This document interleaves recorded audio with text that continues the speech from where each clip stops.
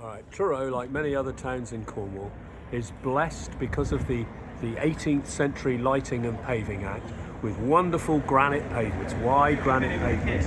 In Truro we also have a granite paved main front street, Biscoe Street, as well as many granite buildings, granite steps and so on.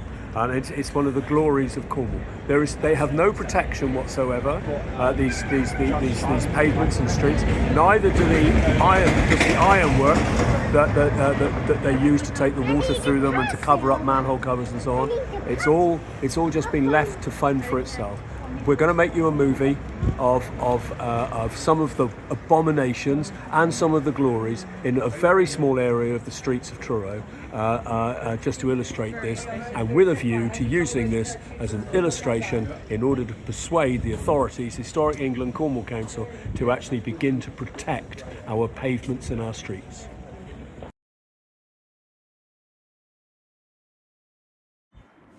This iron post was put in, and in doing that they took out the cornerstone, which is there, which had been shaped to fit in with this one, and they've replaced it with concrete and a little cosmetic lump there, okay, and a little cosmetic lump here, I don't know what that is, in order to fit in. And actually what they've done is they've taken away the original piece of granite, and what they should have done, in my view, is to drill here so that they made a hole the size of the bollard, and then they stuck it in some form of resin to hold it there. Bit unfortunate. This is W. Sarah and Son of Redruth, the foundry. Actually, the foundry is still there. It's not in use, but everything is still there. When I was on Cornwall Council, I tried to persuade Cormac to buy it and get it going so they could make replacements and new ones like this. But this is set quite well into the granite, although here you've had a crack. I suspect this has got to do with vehicles passing across with some degree of subsidence. If you go down Princes Street, there's a jeweller's called Radmore. Same family as Radmore of Radmore and Dart. This would be a 19th century manhole cover set in, as you can see, in the paving slabs. They've cut into the paving slab neatly to make the space to take the manhole, and they've done that here, here, here and here, okay?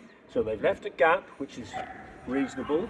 It's settled in and it's level, solid, and a good piece of work.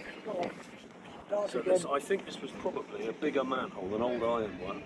They've taken it away, they've put in this new frame and manhole cover. So they filled up the hole with 2 bits of polished granite there, and probably this is an insertion as well. I don't know about that.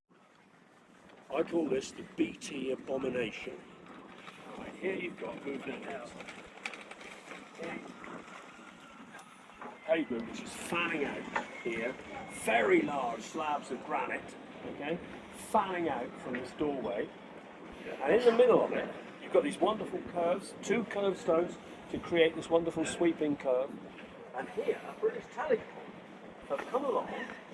They have cut into this fanned granite here, cut into it here again, cut in here, and put in this huge thing and left it bright yellow in the paper.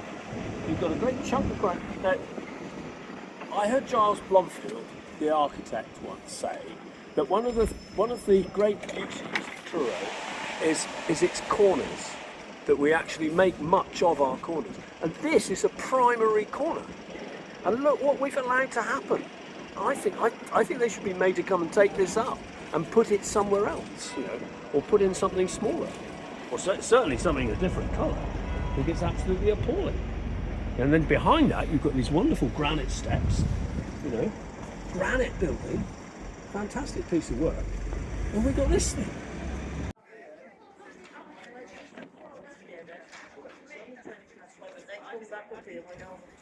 Here we are, outside the Hall for Cornwall. Here we are. On the other side, between the road and the pavement, you've got what we in Truro call the leats. These should carry running water, which is taken out of the river and pumped through, originally in order to provide horses with something to drink, but also kids to paddle in and for people to admire. It's one of its distinctive characteristics of Truro. Here, not so long ago, many millions were spent refurbishing the theatre. and in the process, they needed to get vehicles in and out to do the work. And here, you've got the two abominable pieces of concrete that they laid across the leat. They had no consent to do this, they did it. If you come up here, you can see that the hole through there, which has got silt all around it now, when we get a shower of rain, stuff coming down here, this backs up and floods all the way up there. Okay? Where these gentlemen are standing up here, you've got a second one, and when the water is coming down, it backs up and floods. We've asked very politely to have these taken out and replaced with metal plates, as you see elsewhere over the leats, and they point blank refuse to do it. It's an abomination, it's a desecration of the conservation area and the glorious granite heritage that we walk around day after day. And I don't see why we should put up, and I certainly don't see why we should put up with this constant flooding in rainy weather, because he can't be asked to take it away.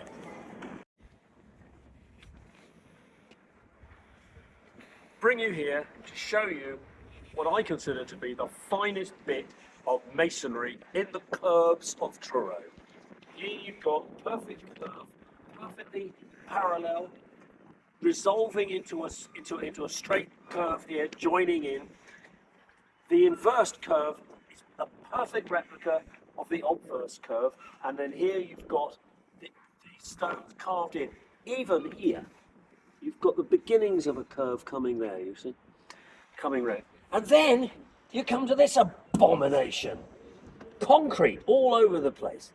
Why is it that we couldn't do what people do elsewhere in the street in former times, when we were relying on crowbars, wedges, hammers and chisels and brawn? And why do we have to have these things done like this, which so contrast and reduce the quality of what it is that you're looking at here?